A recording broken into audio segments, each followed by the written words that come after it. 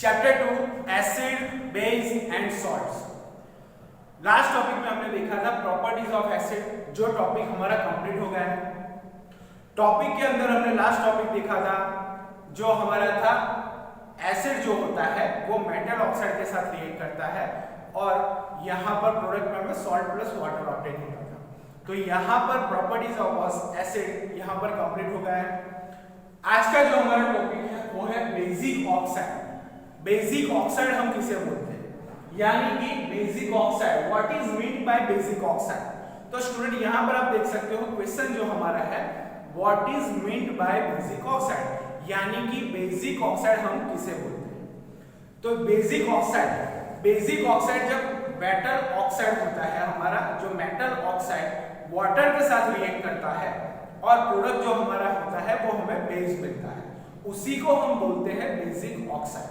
फिर से एक बार बच्चों, जो मेटल ऑक्साइड होता है वो वाटर के साथ जब रिएक्ट करता है और हमें जो बेस फॉर्म होता है, जो प्रोडक्ट हमारा होता है वो बेस होता है, यानी कि the oxide switch reacts with water, यानी कि जब ऑक्साइड वाटर के साथ रिएक्ट करता है तब हमें बेस फॉर्म होता है, यानी कि प्रोडक्ट जो हमें मिलता है वो बेस मिलता है, उसी को हम बोलते हैं basic oxides.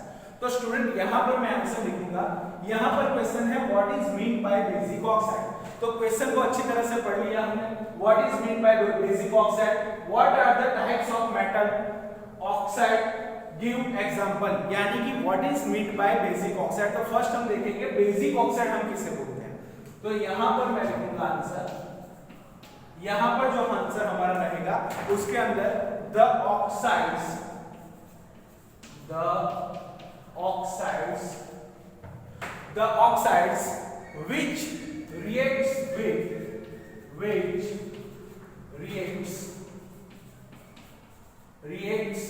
with water to form bases are called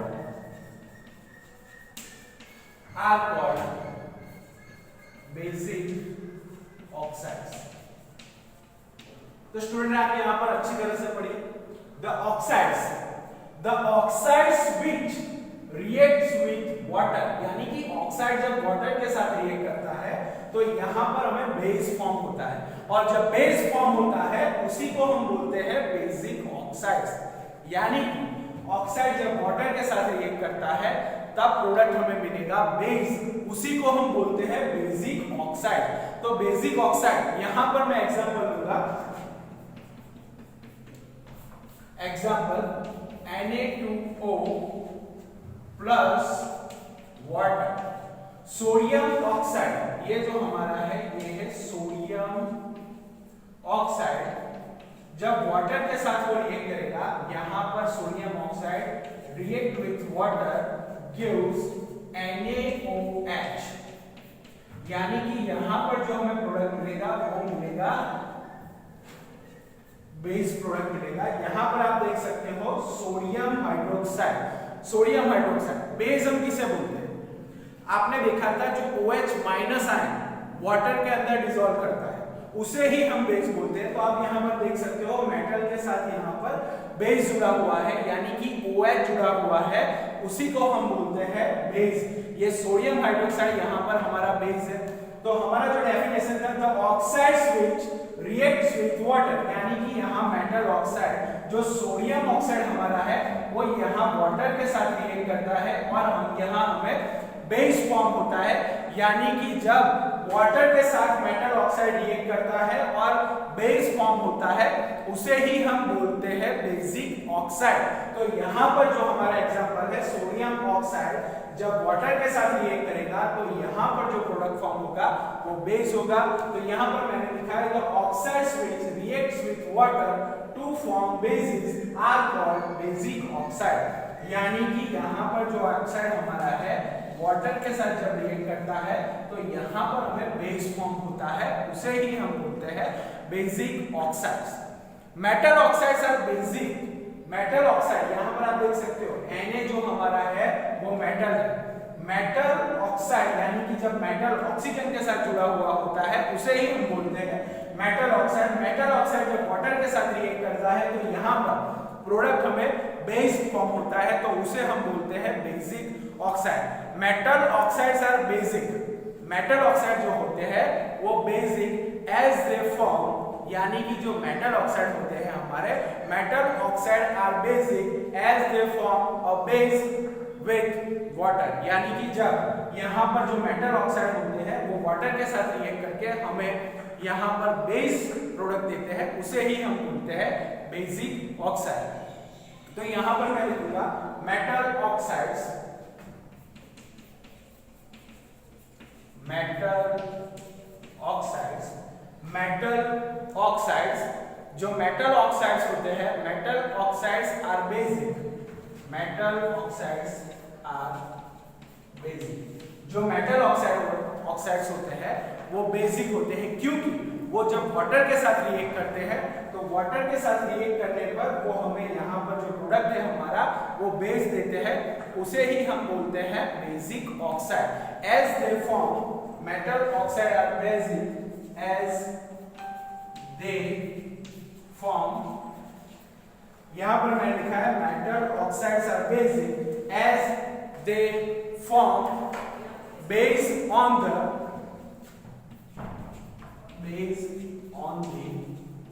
यहां पर मैंने लिखा metal oxides are basic as they form based on the reaction with water, on the reaction with water. तो यहां पर स्टूडेंट आप देख सकते हो metal oxides are basic as they form based on the reaction with water, यानी कि जब वो वाटर के साथ रिएक्ट करते हैं तो हमें बेस फॉर्म होता है, और जब बेस फॉर्म होता है उसे ही हम बोलते हैं बेसिक ऑक्साइड्स। जब वाटर के साथ रिएक्ट करने पर वो हमें जो प्रोडक्ट मिलेगा वो बेस प्रोडक्ट मिलेगा, उसे ही हम बोलेंगे basic oxides. Metal oxide are basic in nature, जो मेटल ऑक्साइड्स हमारे होते हैं मैं यहां पर लिखूंगा मेटल ऑक्साइड जो रहता है हमारा metal oxides are basic in nature. तो स्टूडेंट आप यहां पर देख सकते हो जो मेटल ऑक्साइड्स होते हैं वो बेसिक इन नेचर होते हैं क्योंकि जब वो वाटर के साथ रिएक्ट करते हैं तो हमें जो प्रोडक्ट ऑब्टेन होता है वो प्रोडक्ट यहां पर बेस फॉर्म होता है, that's why it is called basic oxides. तो यहां पर स्टूडेंट आपने देखा the oxide which react with water, oxide जब वाटर के साथ रिएक्ट करता है तो हमें बेस मिलता है, जो प्रोडक्ट हमारा ऑब्टेन होता है वो होता है base, that's why it is called basic oxides. यहां पर सोडियम मेटल है वो ऑक्सीजन के साथ जुड़ा हुआ है, मेटल ऑक्साइड वाटर के साथ रिएक्ट किया, यहां पर हमें मिला सोडियम हाइड्रोक्साइड। ये जो प्रोडक्ट है हमारा वो है सोडियम हाइड्रोक्साइड, सोडियम हाइड्रोक्साइड। तो स्टूडेंट आप यहां पर देख सकते हो कि जब मेटल ऑक्साइड वाटर के साथ रिएक्ट करता है तो बेस फॉर्म होता है, उसे ही हम बोलते हैं बेसिक ऑक्साइड। यहां पर मैंने लिखा metal oxide are basic as they form based on the reaction with water, यानी कि जब वाटर के साथ रिएक्ट करता है तो यहां पर बेस फॉर्म होता है, उसे ही हम बोलते हैं बेसिक ऑक्साइड। और मेटल ऑक्साइड जो होते हैं उनका नेचर होता है बेसिक इन नेचर। कुछ एग्जांपल यहां पर देखते हैं, Na2O, यहां पर लिखा है मेटल ऑक्साइड जिनका नेचर बेसिक होता है, Na2O, MgO, CaO, MgO, CaO, okay, barium oxide. तो स्टूडेंट ये जो सारे ऑक्साइड्स हैं जब वो वाटर के साथ रिएक्ट करेंगे तो हमें हमारा जो प्रोडक्ट है वो बेस फॉर्म होगा, that's why it is called basic oxides. तो यहां पर स्टूडेंट एक बार फिर से मैंने क्वेश्चन में लिखा था what is mean by basic oxide. Basic oxide किसे बोलते हैं, तो जब हमारा ऑक्साइड वाटर के साथ रिएक्ट करता है और हमें बेस फॉर्म होता है उसे ही हम बोलते हैं बेसिक ऑक्साइड। तो स्टूडेंट आप यहाँ पर अच्छी तरह से समझ सकते हो, जो मेटल ऑक्साइड है हमारा Na2O जब वाटर के साथ रिएक्ट करेगा तो यहाँ पर हमें बेस मिलेगा, उसी को हम बोलते हैं बेसिक ऑक्साइड। तो स्टूडेंट यहाँ पर मैंने डेफिनेशन लिखा, यहाँ एग्जांपल दिया है, आप इसे अच्छी तरह से समझ लीजिए what is meant by basic oxide. तो जो बेसिक ऑक्साइड होते हैं वो मतलब किस तरह से फॉर्म होते हैं, तो जब मेटल ऑक्साइड वाटर के साथ रिएक्ट करता है और बेस मिलता है उसी को हम बोलते हैं बेसिक ऑक्साइड्स।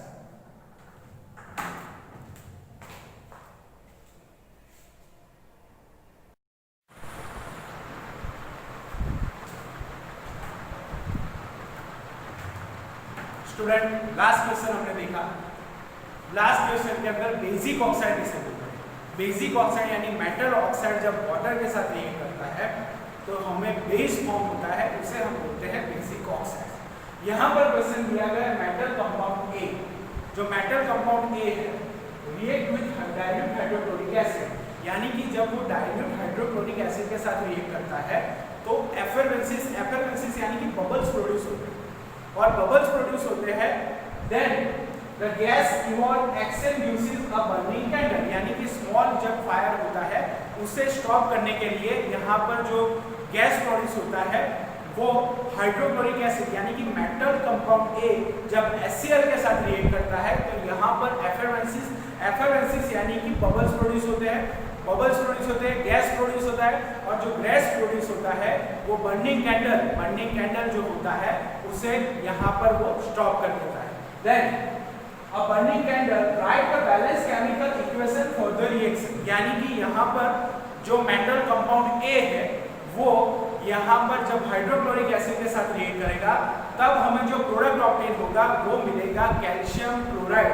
तो यहाँ पर लिखा है write a balanced chemical equation for the reaction if one of the compound form is calcium chloride.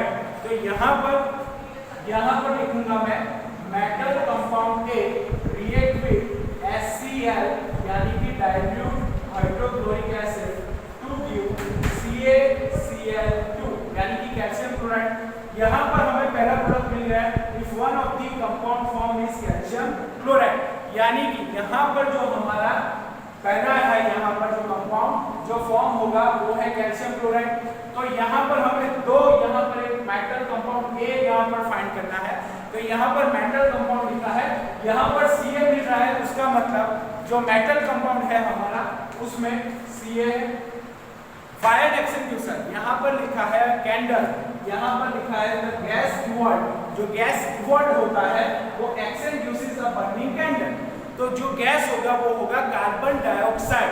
तो कैल्शियम के साथ यहाँ पर हम लिखेंगे कैल्शियम कार्बोनेट, यानी कि जो मेटल कंपाउंड A है हमारा A इज मेटल कार्बोनेट यानी कि CaCO3 कैल्शियम कार्बोनेट, यानी कि कैल्शियम कार्बोनेट जब HCl के साथ रिएक्ट करेगा तो यहाँ पर हमें जो प्रोडक्ट ऑब्टेन होगा वो प्रोडक्ट हमें मिलेगा CaCl2 plus carbon dioxide plus यहाँ पर मैं लिख रहा हूँ प्लस H2O यानी कि वाटर।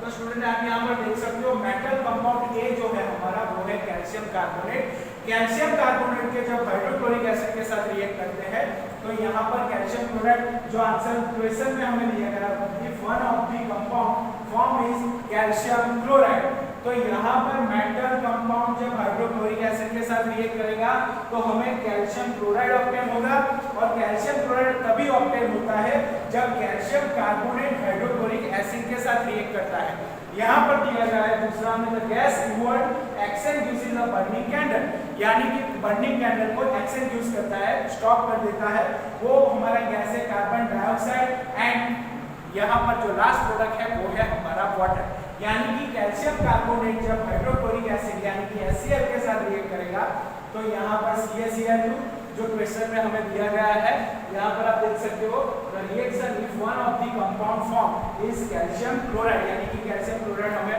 क्वेश्चन में ही दिया गया है, हमें फाइंड करना है मेटल कंपाउंड A। तो मेटल कंपाउंड A है हमारा कैल्शियम कार्बोनेट। तो यहाँ पर आप देख सकते हो calcium carbonate, calcium carbonate react with hydrochloric acid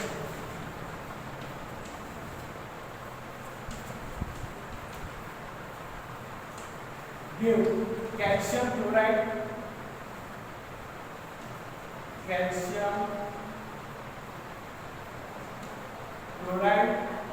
carbon dioxide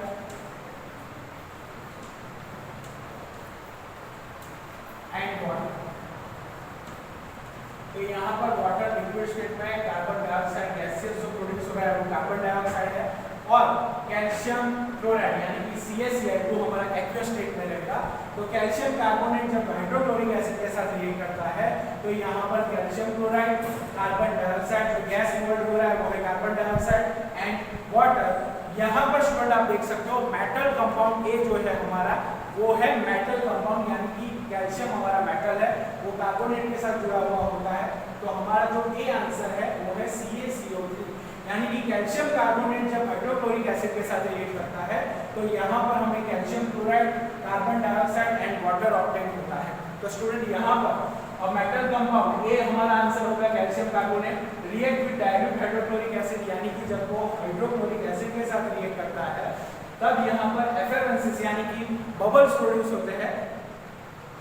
the gas evolve excel using a burning candle, यानी यहाँ पर गैस जो है हमारा वो है कार्बन डाइऑक्साइड गैस।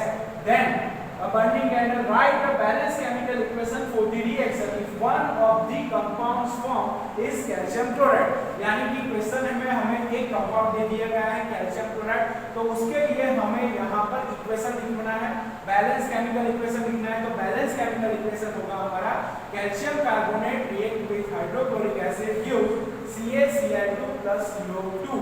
बैलेंस करने के लिए आप यहाँ पर देख सकते हो कैल्शियम हमारे पास जो है, कैल्शियम जो हमारे पास यहाँ पर जो है वो है, यहाँ पर भी रिएक्टेंट साइड एक है, प्रोडक्ट साइड भी एक है। यहाँ पर कार्बन CO3 यानी कि कार्बन जो हमारे पास है दोनों तरफ यहाँ पर आप देख सकते हो एक है, ऑक्सीजन जो हमारा यहाँ पर 3 है, यहाँ पर भी आप देख सकते हो ऑक्सीजन जो हमारा है यहाँ पर 2 और 1 3। देन यहाँ पर आप हाइड्रोजन देख सकते हो, यहाँ पर 2 है, यहाँ पर भी 2 है। तो बैलेंस केमिकल इक्वेशन दोनों तरफ आप देख सकते हो, ये है हमारा बैलेंस केमिकल इक्वेशन। तो जो यहाँ पर मेटल कंपाउंड ए है वो है कैल्शियम कार्बोनेट। कैल्शियम कार्बोनेट जब हाइड्रोक्लोरिक एसिड के साथ रिएक्ट करता है तो यहाँ पर calcium chloride, carbon dioxide and water obtain है। तो यहाँ पर ये क्वेश्चन कंप्लीट हो गया। आप उसे अच्छी तरह से समझने के बाद लिखिए, क्वेश्चन को अच्छी तरह से पढ़ लीजिए। एफेरेंसिस यानी कि जब बबल्स प्रोड्यूस होते हैं, फायर एक्सटिंग्विश यानी कि जो कैंडल लाइट होता है, स्मॉल कैंडल लाइट होता है, उसे वो स्टॉप कर देता है यानी कि उसे बुझा देता है। तो यहाँ पर जो है वो है carbon dioxide gas and water. Okay बच्चों, गुड बाय।